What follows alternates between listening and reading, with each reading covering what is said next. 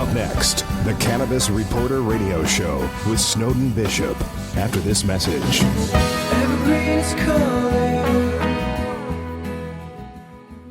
Most people don't realize that cannabis is serious business that requires serious technology solutions.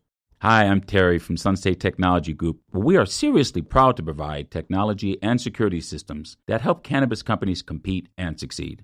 From planning and expansion to hardware and daily IT support, I'm here to tell you that having the right technology is critical to security and smooth business operations. Partner with a technology team that understands the unique needs of this industry.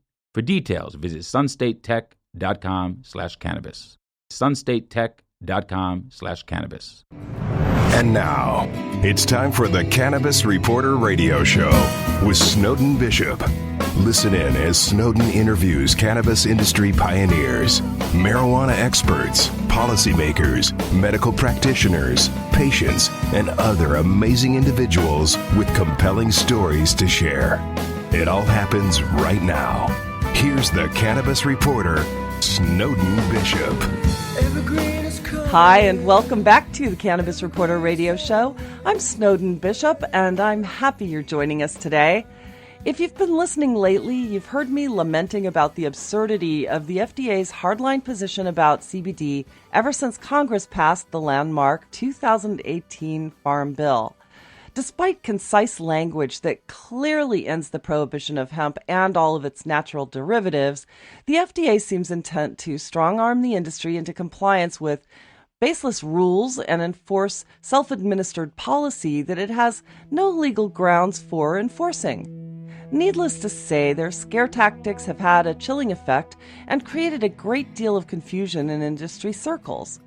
And that's a shame, considering that the Farm Bill sought to end the confusion that has ensued ever since the DEA created a code for CBD in Schedule I to differentiate it from marijuana as defined in the Controlled Substances Act. Despite the looming questions, the CBD industry has been on an unprecedented upward trajectory, with sales already pushing $1 billion. While it's unlikely that the FDA threats will do much to slow that progress, the agency is mongering fear by targeting several companies with cease and desist notices and occasional raids to remove CBD products from legal points of sale for no apparent reason. And then, of course, there are ongoing exercises of futility in states where law enforcement authorities are blatantly disregarding federal law, most likely out of sheer ignorance. Take, for example, the 7,000 pounds of hemp confiscated by highway patrol officers in Idaho when it was on its way from a farm in Oregon, a legal state, to a processing facility in Colorado, yet another legal state. And here we are. The driver of the precious cargo was in the wrong place at the wrong time and unfortunately now faces felony drug trafficking charges with a mandatory minimum of 5 years in prison, despite the fact that hemp is now legal throughout the United States. But then the FDA should know better than to threaten an industry that was fully legitimized by Congress. Having so many points of ambiguity has been a source of frustration for those of us who need to understand what's legal, particularly since it appears that most governmental agencies like the FDA are approaching regulation from a point of ignorance, if not deception. Whatever the reason, I'm eager to get to the bottom of it for once and for all. And for that, I can assure you there's no one more qualified than today's guest to help us unpack all of it. Garrett Graff specializes in all aspects of cannabis law as a senior attorney at Hoban Law Group, a firm that the National Law Journal named as a cannabis law trailblazer.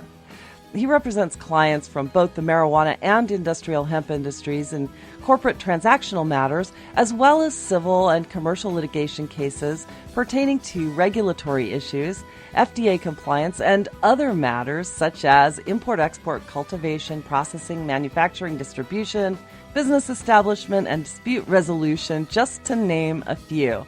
He's also frequently working with federal, state, and local authorities on policy enforcement matters, and perhaps most noteworthy is Garrett's role representing hemp industry stakeholders against the DEA before the Ninth Circuit Court of Appeals in a case that confirmed that hemp-related provisions of the 2014 Farm Bill would preempt DEA authority and the Controlled Substances Act. Garrett, thank you so much for joining me. I'm so glad you're here. Well, no worries. It was great to join you, Snowden. I appreciate you having me. I have to tell you, I have been completely obsessed with this issue. It's a very fascinating issue. Absolutely. It's one that keeps us busy and is very thought-provoking and very novel. So always makes for busy and new projects. Yeah, well, I am so excited to be talking to you because, like you said, it's fascinating. But as I mentioned in the opening, you were part of the original team that sued the DEA back in 2004 and won with the HIA as your client. And that's what made CBD from imported hemp legal anywhere in all 50 states for like 12 years. And you must have been rolling your eyes when you saw that the DEA had given CBD its own code in Schedule 1. Maybe just to clarify a few things. So actually, it was my colleague Patrick Goggin that was counsel to that case, back to those two cases that were taken together in the early 2000s. Patrick, myself, and Bob Hoban were counsel of record in the most recent petition against the DEA in 2016. That said, also to clarify those cases from the early 2000s, those issues related to portions of the plant being lawful, and at that time that was the stalk, stem, fiber, and non-viable seed. Those were the portions of the plant exempted from marijuana, and THC naturally occurs in even in small amounts or trace amounts in those parts of the plant, and the DEA sought to regulate that THC and thus effectively eliminate even hemp seed products. So just perhaps to clarify the extent of that ruling with respect to CBD or other cannabinoids, that was not necessarily squarely the issue addressed in those past cases. Right. But for all intents and purposes, that's when the CBD industry really got off the ground, because you could extract plenty of CBD from the stalk, stem, and non-viable seeds, correct?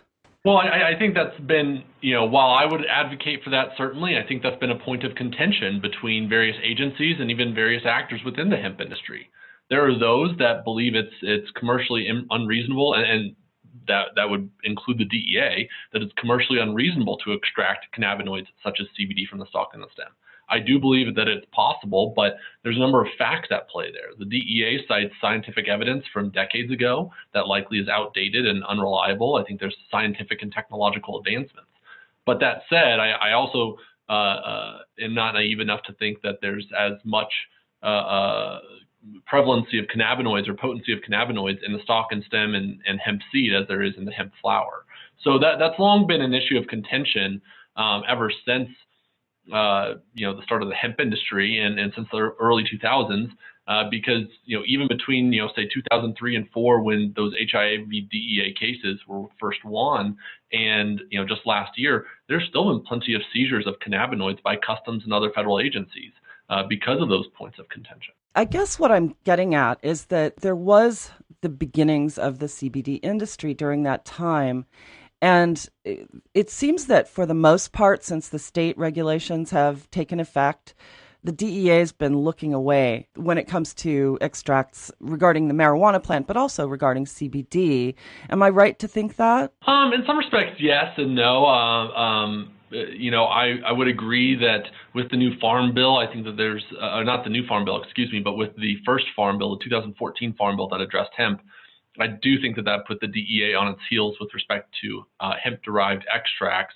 And so we've certainly seen a hesitancy expressed by DEA over the past several years with respect to hemp and hemp products that are derived in accordance with state law.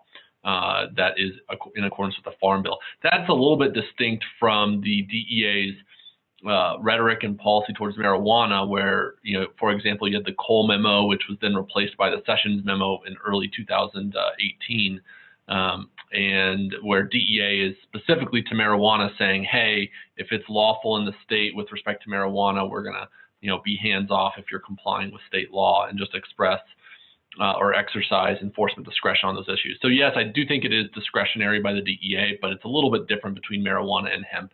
And in large part, that's because marijuana and hemp are in fact different. Right. And so what's different now that the Farm Bill has passed, and I know that you've looked into this pretty deeply, but what I've noticed is that the DEA no longer really has jurisdiction over CBD from hemp. And something that was very puzzling to me, and you might be able to help me unpack this a little bit, and that is that the new bill actually hands the jurisdiction of regulating CBD over to the FDA as opposed to the DEA, right? So it was puzzling to me that the FDA is taking more of a hardline stance on CBD than the DEA ever did. It seems like the DEA was, for the most part, just sort of letting the industry roll. And the FDA has sent out this memorandum, which I've talked about ad nauseum on this show lately. It's an issue that is just so perplexing to so many people. But since that memo came out, there's a lot of confusion about what these CBD companies that have had a long time to sort of establish themselves and get the industry rolling, now they're being told that there are no CBD products that are legal for interstate commerce or for, exporting out of state. What's your take on this? Yeah, I mean, I think to unpack that, we actually need to take some steps back, before this new farm bill. I know that that's the exciting, point in time now, but I think it's important that we understand from where we came. You had made some comments about, the 2003 and 4 cases, and that's kind of certainly the start of the current era of hemp as we know it. But then fast forward to 2014, where all parts of the plant, not just the stalk and the stem, were made lawful under U.S. law, so long as that hemp plant is grown domestically. And I think when you and I have discussed this before, but I think you had made reference to this idea of the marijuana extract final rule by DEA, and that is CBD legal or illegal over the past few years. And the reality is the 2014 Farm Bill made this legal. It just was not particularly clear. So when the 2014 Farm Bill was established, it did not assign a federal authority to oversee the cultivation and other hemp-related activities. It instead deferred entirely to states. So it kind of left this hole of, is this a DEA matter? Is this a USDA matter? Is this an FDA matter? But that's also understandable. That was a crop at that time, 5 years ago, that Congress had not dealt with in decades. And so I don't think it would necessarily be fair for us to expect Congress to immediately understand the hemp crop and how best to regulate it. And so I think that there's been a natural evolution since then. But over the course of the past 5 years under the old Farm Bill, it did legalize industrial hemp domestically. It provided states the ability to implement a state program. But more so, you started talking about DEA exercising discretion and not taking such a hard line. That's because Congress wouldn't let them. For the past 4 years, since 2015, Congress has specifically prohibited DEA and other federal agencies from using funds provided by Congress in the budget against the 2014 Farm Bill. And they even specifically detailed, and when I say they, I mean Congress specifically detailed that would include for any attempt to interfere with the transport, processing, sale, and use of Farm Bill hemp across state lines. Well, what do those adjectives and phrases mean? Well, if I'm going to process and sell hemp, guess what? One of those derivatives are cannabinoids.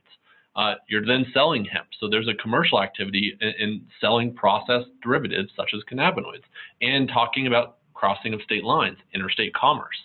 So I guess the point is dating back to the 2014 Farm Bill is really, when a lot of this regulation first started going. And I would note that, that was the point in time in which Congress intended to make all of this lawful. They just did not do so in a particularly clear way.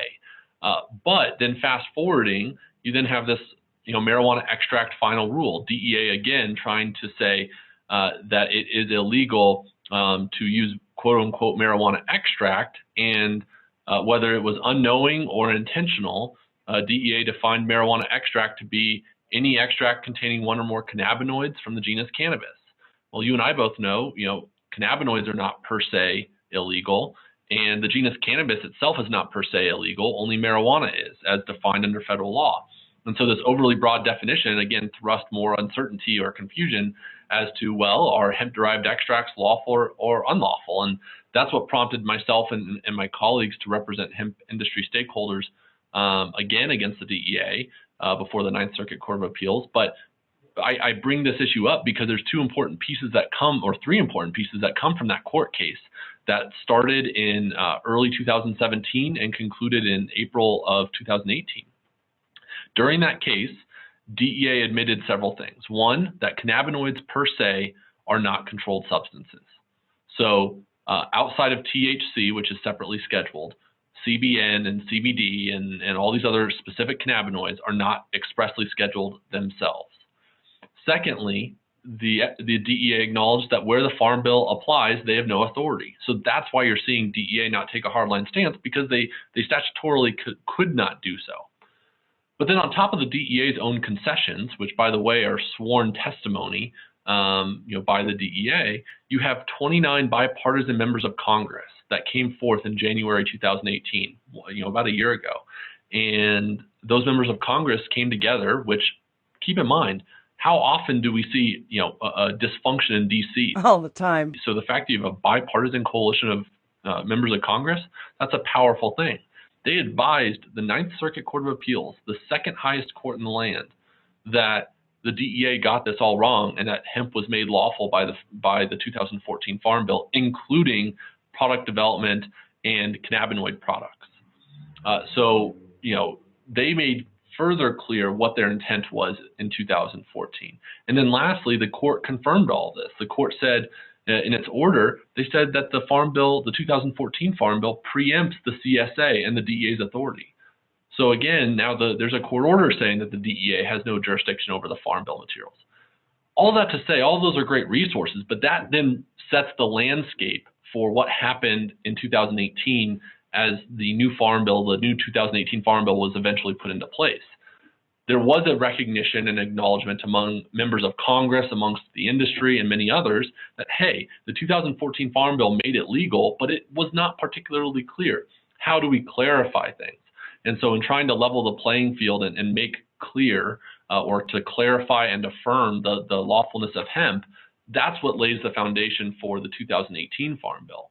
And so you're right in the sense then in the 2018 Farm Bill that the definition of hemp is expanded to specifically reference cannabinoids, extracts, and derivatives, with the intent that Congress is contemplating that not only is raw hemp material lawful, but so too are its derivatives, such as cannabinoids like CBD.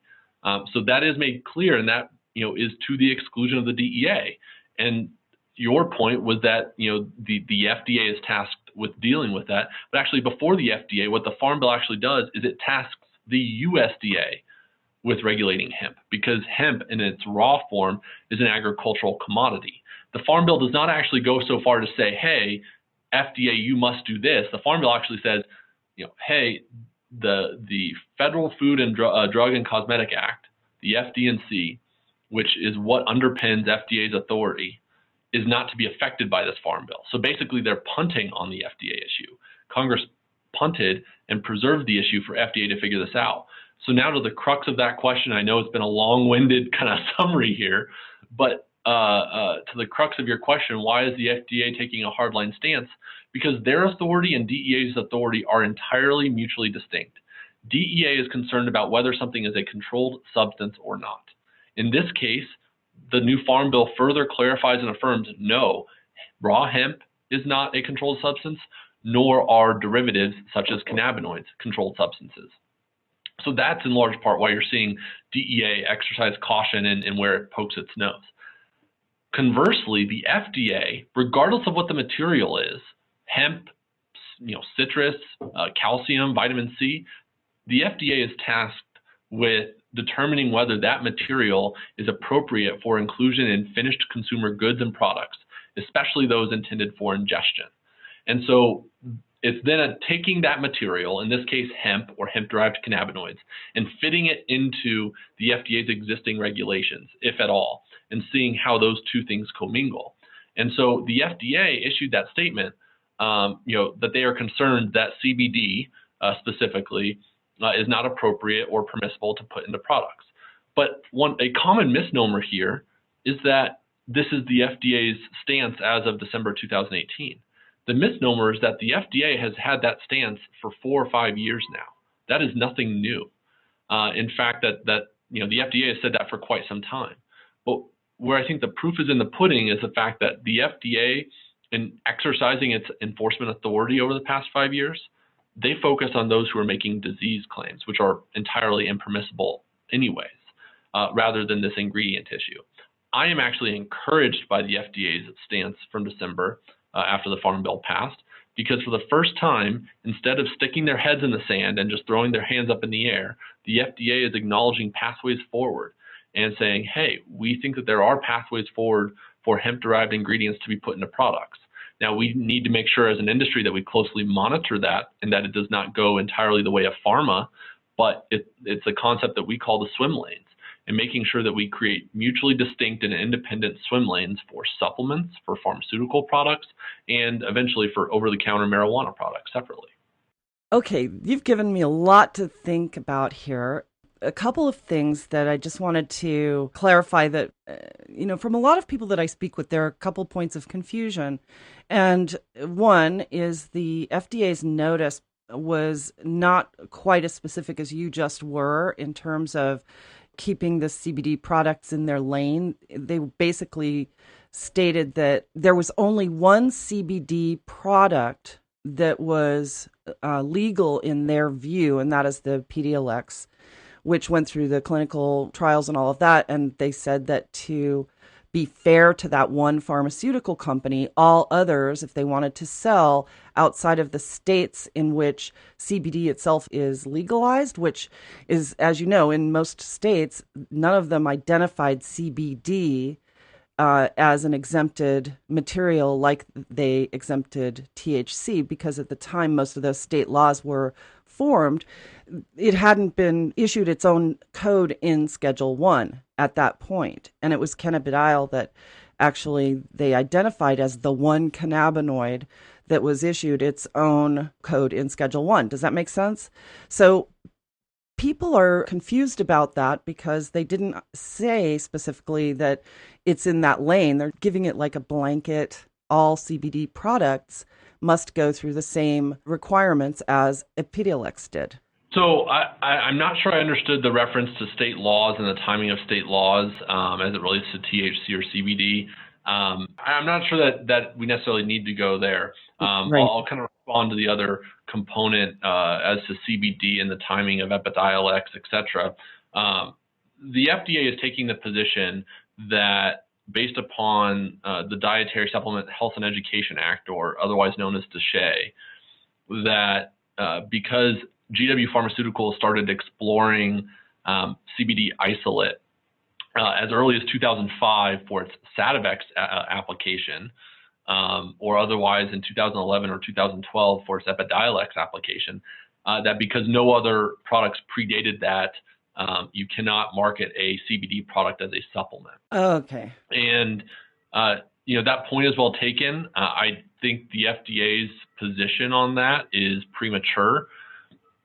I believe that it's based upon only a portion of evidence available in terms of what evidence is out there as to whether GW got to CBD isolate first or whether the hemp industry did. That's a factual determination, and I don't think while the FDA is certainly putting its position out there in this Q&A, it is just that, it's a Q&A. It's not a final, what we as lawyers would call a final agency action. Your point is well taken that they discuss primarily that there's only one lawful product in the FDA's eyes as of today. Again, that's the same position that the FDA has taken for 5 years. But elsewhere in that statement from FDA, they acknowledge other pathways forward. And based upon both that statement, being made public, but also other conversations, discussions, and other various pieces of information, we feel fairly confident that the FDA is evaluating this not just from a pharmaceutical perspective, but from a supplement one as well. We're well aware that the FDA has been touring hemp facilities as part of wrapping their heads around this issue and how to regulate these products. I think there's a number of practical reasons. You're right, that statement did not spell out those swim lanes. I wouldn't have expected it to. That was literally within 48 hours of the Farm Bill passing, right? Which a lot took to mean a great step forward and great momentum for the hemp industry. The point is the FDA is a slow-moving federal bureaucratic agency.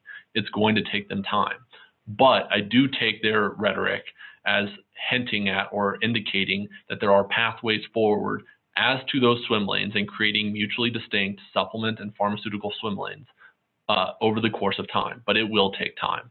As of right now, I would expect nothing less than the FDA to continue its rhetoric that it's had for the past 5 years of they will maintain their position that CBD is otherwise not a permissible ingredient unless in an approved drug form. That said, I wouldn't expect them to take any different position, but also, again, looking at their enforcement priorities and their enforcement authority to date, it certainly expresses vulnerability from the FDA that they are not particularly enforcing that issue with any particular sense of urgency or credibility. Instead, they're focusing they're exercising their authority on those who are marketing hemp-derived cannabinoid products as treating cancer and treating pain and epilepsy. No other supplement could make those types of claims either. You can't market a calcium or vitamin C product for treating epilepsy or cancer or pain, nor should you be able to market a supplement that contains a hemp derivative. That's just a functional part of distinguishing pharmaceutical products from supplement products, irrespective of the fact that we're talking about hemp today. So again, my ultimate point is that I'm encouraged by that rhetoric from the FDA, and just based upon our experience and our work, we firmly and confidently believe that the FDA will be taking this up in a constructive way, that not all products will be pharmaceutical based, but it will take time. If you look at other precedent for vape products, for example, vapes first hit the market probably 20 years ago. The FDA only issued final regulations in late 2016. So what happened for 15 years, give or take, with respect to vape products that were being openly marketed? There was a form of quasi-regulation as the industry and as the FDA figured it out. I'm not saying that's an exact analogy here, but it should give an indication that the FDA is a slow-moving agency, but we will get it figured out.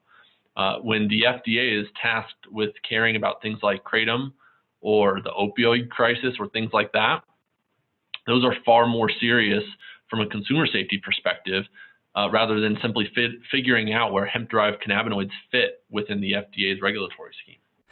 Okay, so that helps quite a bit. And the bottom line then is that as long as companies are not making any extraordinary health claims about any disease-specific treatment of their products, they're basically at liberty to carry on the way that they have for the last 10 years. Am I hearing that correctly? In many respects, I mean, that's an oversimplified, I think I'm talking about this at a very high level, such that I probably oversimplified it. But yes, in general terms, yes, that's part of the prerogative. There are, of course, nuanced considerations. Are you selling into all 50 states or only some states? There's a number of different considerations at play there. But generally speaking, yes. Okay, so then back to something you said earlier about these states, and just so that I clarify, so you understand what I was talking about when the FDA in that particular memo, and for people listening, I'll post that memo online so that you can actually see what we're talking about.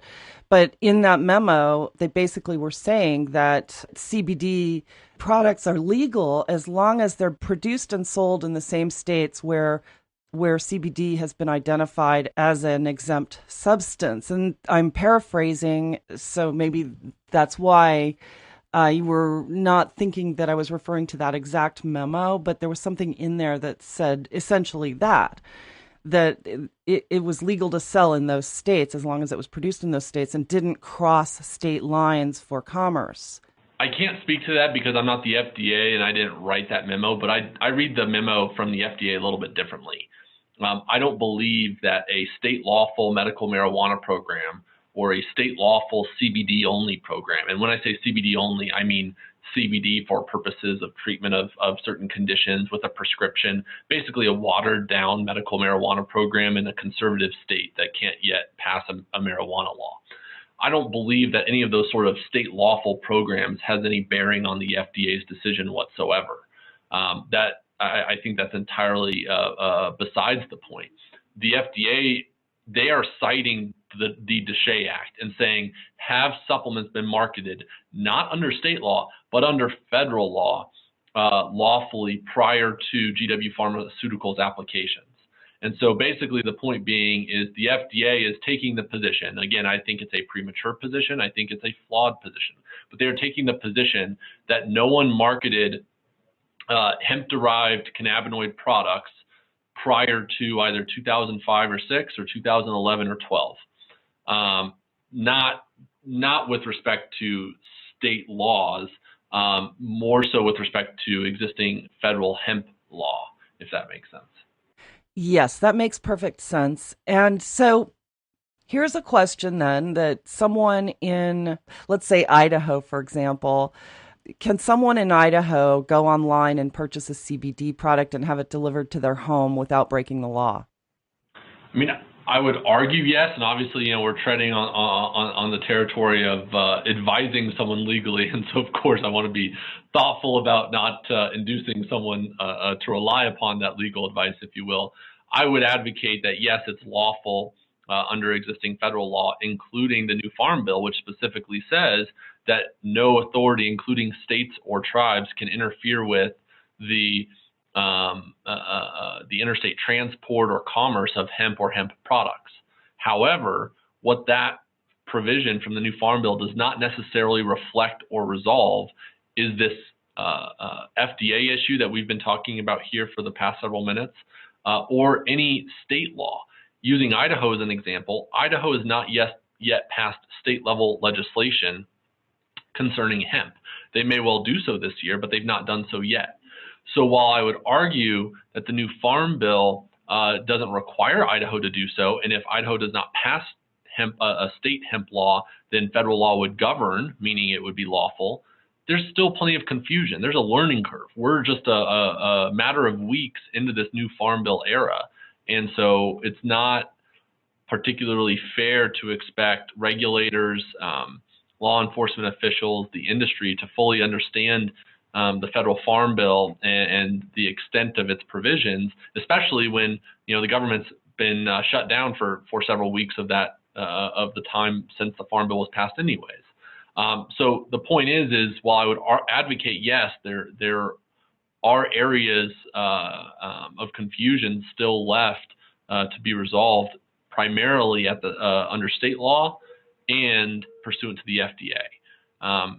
And those issues will be resolved, but it's going to take some time for that to all play out. So there's still plenty of considerations that, in large part, I suspect people will be able to fairly freely buy products, but you can't do so necessarily flippantly. There needs to be an understanding of what the laws are in the places that you live or are working or possessing these products. Right. And then I want to go back to one other thing that you were talking about, and that is that in the main provision, the hemp provision of the Farm Bill, it did identify all of the derivatives of the hemp plant. And then in section 12608, if I'm remembering correctly, they actually had an amendment built into that bill that amended the Controlled Substances Act to exempt specifically THC from Schedule 1. But what they failed to do in that bill is also exempt other cannabinoids such as CBD. So something going back to that FDA memo, which has been a bone of contention and something I've been obsessed with ever since it came out, because I drill into these little details, I catch on to them, I say, well, what about this? And so I'm going to ask you, what about that? What do you make of the fact that the Farm Bill actually did not exempt CBD, which has its own code in Schedule 1, while it exempted the THC traces that are found in the hemp plant? Yeah, so it's an interesting point that you make, and I'll try to clean some of that up because I think it's important to understand where those areas of law come from.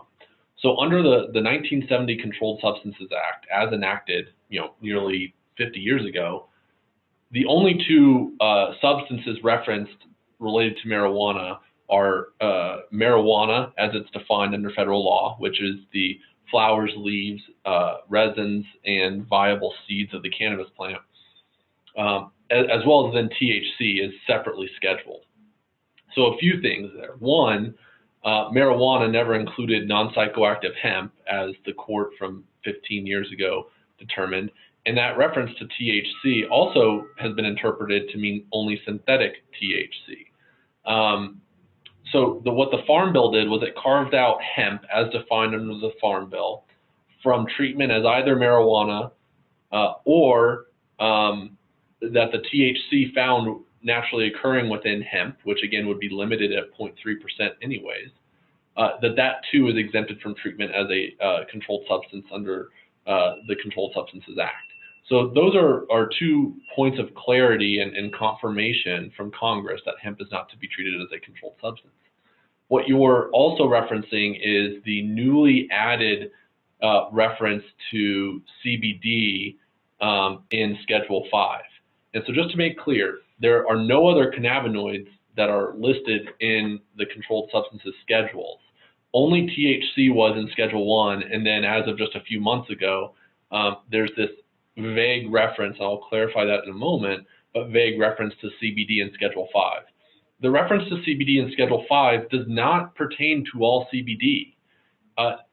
The reference there was created as a function of Epidiolex by GW Pharma, because GW Pharma's product contains a CBD isolate. But the operative point here is that CBD isolate is derived from marijuana, not from some other source such as hemp. So when you see CBD noted or listed in Schedule 5, I was not consulted in how to appropriately reflect that language in Schedule 5. But if I had my druthers, I think that the appropriate reference in Schedule 5 would have more closely tied the definition to its derivation from marijuana, because the fact that it's CBD is not why it's in Schedule 5. That has no bearing on it whatsoever. CBD is not itself scheduled. It's the fact that it is derived from marijuana that GW Pharma grows in another country and imports is what makes that Schedule 5. Marijuana and THC are scheduled in the psychotropic subclassification under Schedule 1. CBD itself has no psychotropic effect, so it's not CBD itself is not contemplated as part of that scheduling action. It's marijuana and THC, and so then again, CBD in Schedule 5 is only in Schedule 5 by virtue of it being derived from marijuana in that instance. So I don't necessarily think that Congress needed to do anything with respect to that Schedule 5 listing in the new Farm Bill, because it's, besides the point of hemp. Okay, so I hear what you're saying.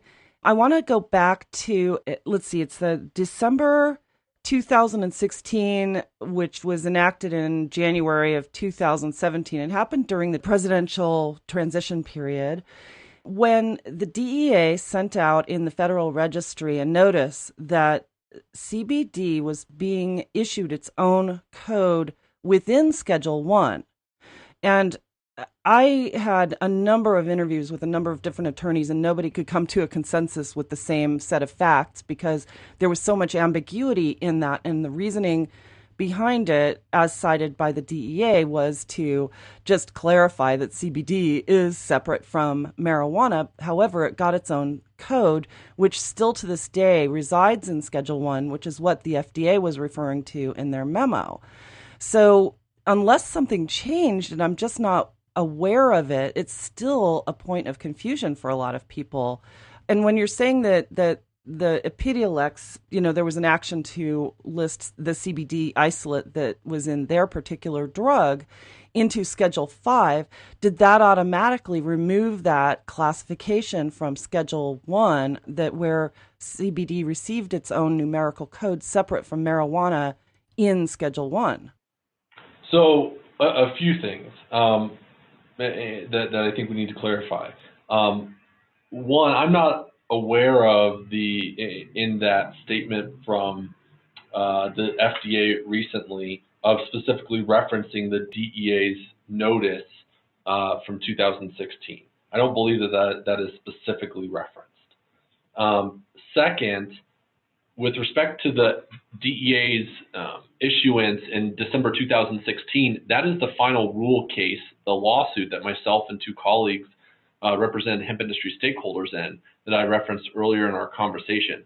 That drug code that was created by DEA it is not as to CBD. It is as to quote unquote marijuana extract. And that's an important distinction. It's not, they did not sit there and say CBD is now assigned this drug code.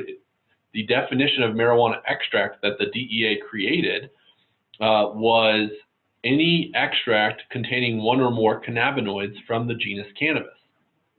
Your point would be well taken that, well, isn't CBD one of those cannabinoids from the genus Cannabis? And yes, the answer is yes. And that's precisely why we brought the lawsuit, is because the DEA unilaterally created this definition, not because Congress told it to, not because anyone else told it to, but because DEA thought it should in its own power. And in all transparency, I think that was DEA exceeding its authority, because that definition is not narrowly tailored to what's a controlled substance. The genus Cannabis is not a controlled substance. Marijuana, as defined under federal law, which is only a certain portion of the genus Cannabis, is a controlled substance. Cannabinoids, as we've been discussing for the past several months, those are not controlled substances either. And so for the DEA to determine that a substance is controlled by virtue of the presence of cannabinoids, any cannabinoid, not just THC, or the fact that it's from the genus Cannabis, irrespective of the fact that the genus Cannabis is not a controlled substance, that exceeds the DEA's authority. They don't have control over some of those portions of the plant, of the cannabis plant, or some cannabinoids. And so those were the points of contention that we brought in the court case. And while I'd be remiss to say that I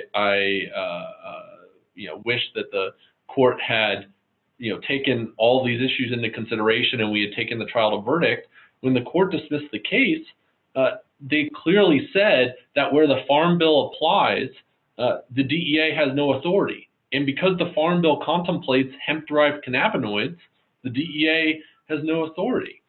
And furthermore, the DEA said as much in its own sworn testimony, that cannabinoids themselves are not scheduled substances, and that where the Farm Bill applies it has no authority. And then on top of all of that, you have a bipartisan coalition of Congress coming forward to the court and advising the court that Congress intended for the 2014 Farm Bill, and then now, presumably the 2018 Farm Bill, to provide for the lawfulness of hemp as well as hemp-derived cannabinoids. So I think your points are well taken, that there are many inferences to be drawn and or points that are susceptible to confusion. But in our heads and based upon our practice, it's fairly clear. Hemp-derived cannabinoids have been clearly lawful since 2014, and only that much more clearly lawful since the 2018 Farm Bill was passed just a bit ago. Again, if you reference the 2016 issuance, that does not pertain to CBD specifically. It pertains to marijuana extract.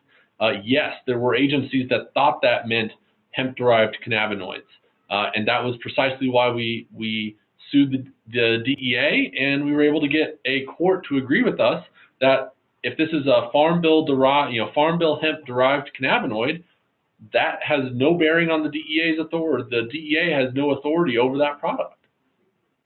Right. If the case that you worked on actually reversed that DEA Federal Registry announcement in there, then this is great news. So just to clarify, it didn't reverse it. The court said that the DEA registry may remain, but that the DEA's registry only pertains to controlled substances, which is marijuana and THC, not the Farm Bill. So again, the point is that the Farm Bill is protected from that registry. Right. Okay.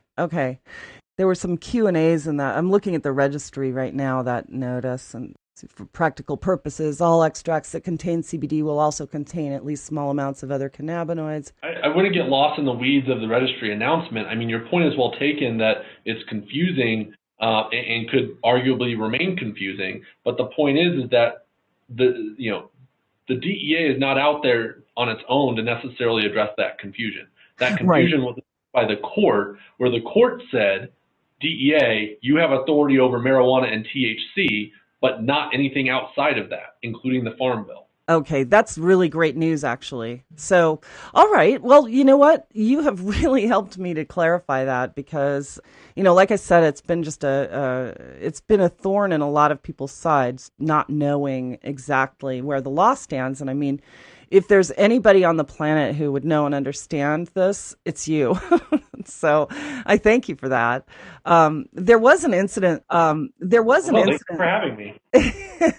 Well, you're certainly welcome. And, there was one other episode that happened a few weeks ago. A friend of mine called me and said, you won't believe what happened, but there was a retail shop here in Arizona that was raided by the FDA, and they brought along officers from the ATF, Alcohol, Tobacco, and Firearms. And they went into this shop and they confiscated chocolate bars and gummy bears and all sorts of things that had hemp-derived CBD food substances. And the explanation that was given to them on site by the officer from the FDA who was there said that specifically they did not label on these packages that the CBD was not intended for human consumption, and that was the direct quote. And as you can imagine, that set off some real alarm bells because this happened literally within a week of that FDA announcement. So was there something that you noticed that would have to specify that CBD is not, intended for human consumption? Why on earth would they say that? And when you looked at the actual labels, there was no claim of any disease therapy or anything like that. It was weird. So, with respect to that instance and scenario in Arizona, I'm generally aware of what occurred and certainly the news reports of what occurred. I can't speak, in intimate detail on all those issues outside of, hearsay and what's been reported. That said, I would want to get more facts about what precisely happened. Oftentimes when instances of enforcement like this occur, there are other factors that are aggravating the situation. It would be shocking indeed to me for the FDA. First of all, I rarely see the FDA working in tandem with agencies like ATF on raids and things of that nature. But furthermore, the FDA is, here in Colorado is rather friendly and is in fact touring facilities that are making hemp products. So I guess my point is I can't speak definitively without knowing more information on that issue, but I don't think it would be fair to assume that interaction is representative of the FDA's attitude towards hemp products in general, and I would suspect that there, was something else as part of that investigation that caused concern, for whichever agencies were present during that investigation. As I can say, on the whole, I generally find FDA to not act in that manner whatsoever. So I would either suggest that was an isolated occurrence or that there's something else that, perhaps we don't know about. Yeah, no doubt. There must have been something else, but it definitely sent out a chill in the industry. So are you a part of the Supreme Court case that I think Marvin Washington, and they're suing for the right for people to carry their medicinal marijuana when they travel? Are you part of that at all, or is that something that's not really in your purview? We are not a party to that case. I know that Marvin Washington had been involved in a court case that I believe had been dismissed by a New York judge last year. and trying to compel then Attorney General Jeff Sessions to amend the rules with respect to marijuana federally and to amend the Controlled Substances Act. I'm not sure if that's the case that you're speaking about. Yeah, that is the case that I'm speaking about. And I was just curious if you had any updates to that, aside from the fact that it was dismissed, because it seems to me that they were going to revisit it or take it back down to a lower court or something like that. I'm not sure. They may well have been appealing the dismissal. I can't really speak with intimate knowledge as to the status of those appeals at this time. Outside of the factor of policy and is the regulation of marijuana as an illegal substance good policy, outside of that part, which I think many in the cannabis industry would be supportive of. If you look at the procedural arguments being made, they were generally speaking somewhat long shot arguments and trying to basically say that the federal government had abused its discretion in ever scheduling cannabis or rather marijuana. And while again, many in the audience may say, hey, like it never should have been scheduled. Why would the federal government ever do this? The point is there's a specific procedure that has to be followed. And so in terms of where that, how that court case came to be and where it's going, I'm not sure that that's the most effective way to affect real change here. Ultimately, I think that court case, in many respects, was to bolster the conversation about real policy reform and the need to change cannabis policy under U.S. federal law, but also likely with the recognition that that court case itself was not going to achieve that result, but may well be a martyr in pushing the conversation forward and compelling the federal government to act now, as opposed to the court case saying, 40 years ago or whatnot, marijuana should have never been put in the Controlled Substances Act. Yeah, that makes sense. So do you have any other advice that you think that people need to know? Is anything that we haven't really talked about here? If they're in the CBD industry, what are some of the cautionary tales? What would you tell producers in order to avoid any conflicts with the DEA and the FDA? So, with respect to, compliance on the hemp side, there's a number of compliance measures that could be taken to ensure that, your products are as in conformance as possible. It comes down to, are you using good manufacturing practices? Do you know what's in the hemp? When people are surprised to find pesticides or heavy metals were used or absorbed by the hemp in the plot of land where it was grown. Things like testing protocols and making sure that you have certificates of analysis, using chain of custody procedures to ensure that there's no tampering with material, once it's bagged post-harvest. There's a number of different compliance best practices, if you will. Yes, there are some uncertainties with the FDA, but if you're labeling products in accordance with certain FDA labeling regulations and you're otherwise following FDA best practices, and you're avoiding making disease claims, and you're being thoughtful about whether your product is using whether you're calling a product a full spectrum hemp extract or a CBD product, being thoughtful about your nomenclature. One that kind of drives me a little bit nuts sometimes is full spectrum CBD. CBD means a singular cannabinoid, whereas full spectrum means the whole profile of cannabinoids, right? So that's an inherently contradictory phrase. And so being thoughtful about how you're representing your nomenclature in the marketing of your products and in your website copy, etc. A lot of people don't realize too that in making disease claims, it's not just what's on your label, but it's on what's in your marketing copy. It's what's on your website. If you link to a Harvard study that says CBD is the miracle cure of all cancers, that link to that Harvard study is still a violation of FDA regulation. So there's a lot of different compliance issues that you can address and mitigate your risk by using best practices and making sure that you're sourcing lawfully and compliantly.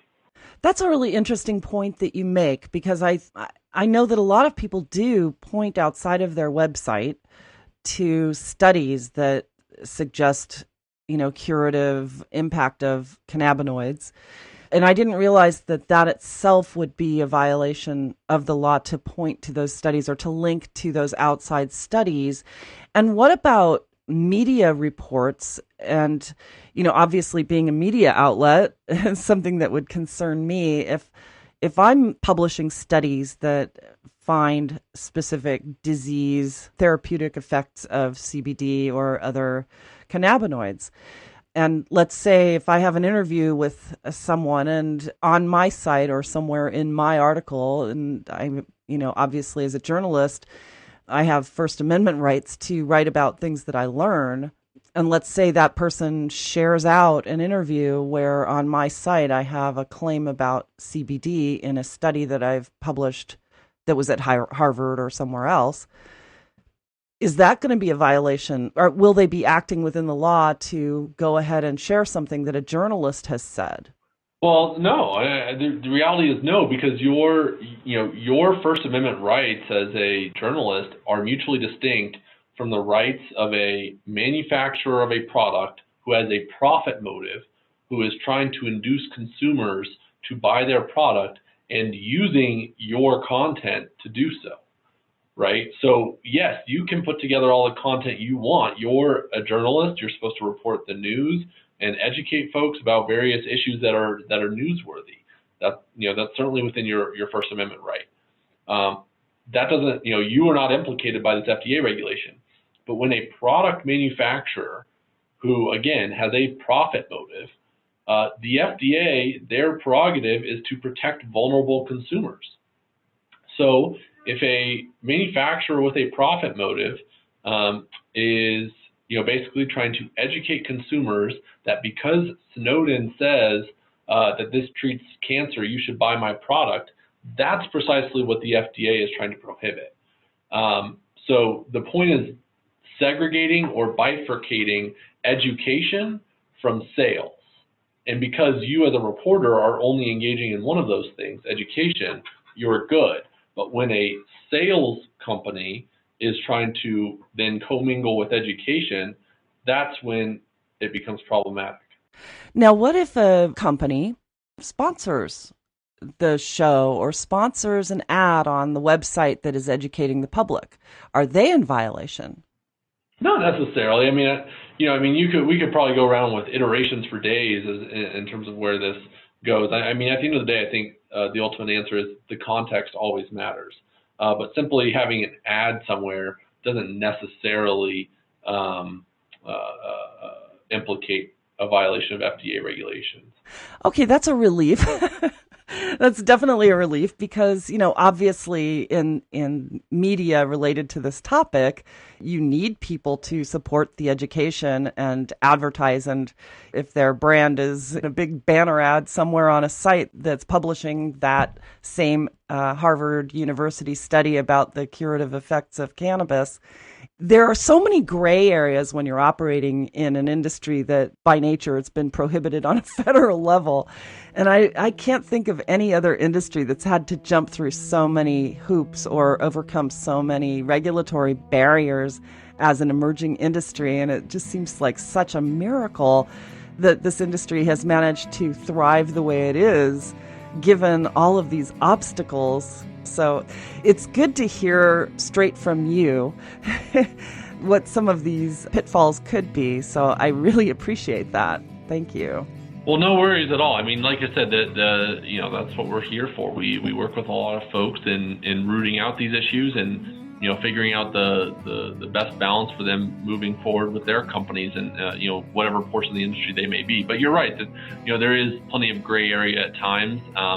And the FDA is a bureaucratic agency. It does not have the resources to sit there and, police every single instance of an issue. So, there is always a balance there. But, of course, it's incumbent upon us to make sure we get good information out there for everyone, to consider and make sure that we're pushing this forward the right way.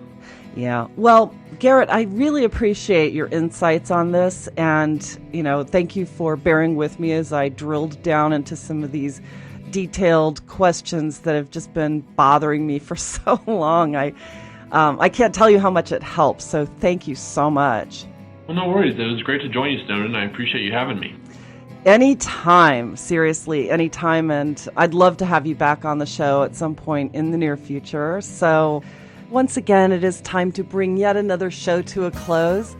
I'd like to personally thank my guest, Garrett Graff, for sharing his insights and knowledge with us today.